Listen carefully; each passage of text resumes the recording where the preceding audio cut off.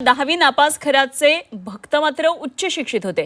अडाणी खरातकडून या नेत्यांना राजकीय सल्ले मिळत होते। गणितामध्ये बोंब आणि अंकशास्त्रज्ञ असल्याचा तरी तो दावा करत होता।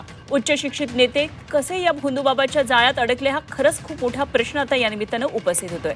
10वीत गणितात नापास असलेल्या या भोंदूबाबानं अनेक उच्च शिक्षित भक्तांना आपल्या जाळ्यात ओढलेलं होतं।